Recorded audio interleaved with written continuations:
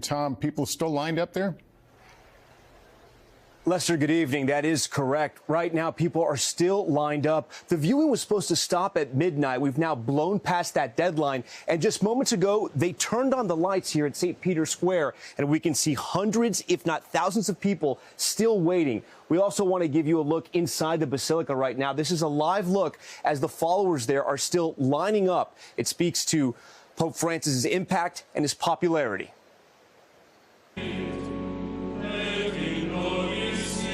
In St. Peter's Square, under an April sun, and with the world watching, Pope Francis entered the Basilica for the last time. The procession began with a prayer at his Santa Marta residence, led by the Camerlengo, American Cardinal Kevin Farrell. Spes Christi, quia mortuus surrexit.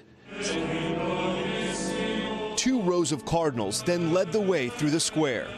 14 gloved pallbearers, lay people who work for the Pope, carrying his casket, flanked by the Swiss Guard. As a choir sang, his body entered the Basilica. The crowd of 20,000 applauded.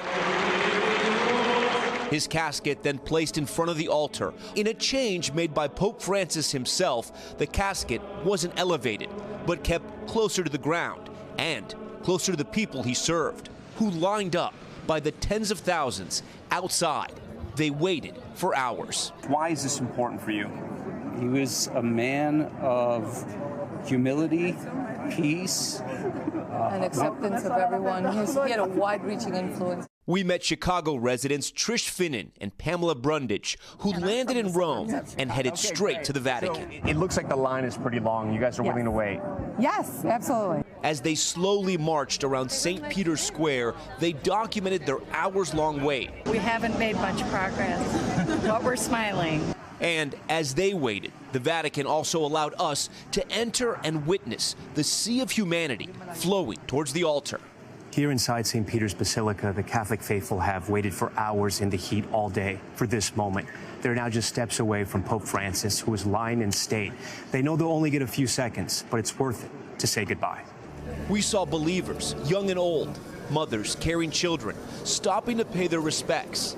And as they emerged from the 16th century Basilica, a range of emotions. What was that moment like? Extremely moving. Very moving. Emotional. Everything stopped when you got in front of him. What's next for you guys now? We haven't slept since night before last. Glass of wine, some pasta? Exactly. Exactly. And a toast to Pope Francis. So, Tom, what can we expect in the days ahead? Lester, we know that the funeral is now going to take place Saturday, and many Vatican watchers believe that after Pope Francis is buried, the College of Cardinals will announce the start of the conclave. Lester? Tom. Thanks for watching. Stay updated about breaking news and top stories on the NBC News app or follow us on social media.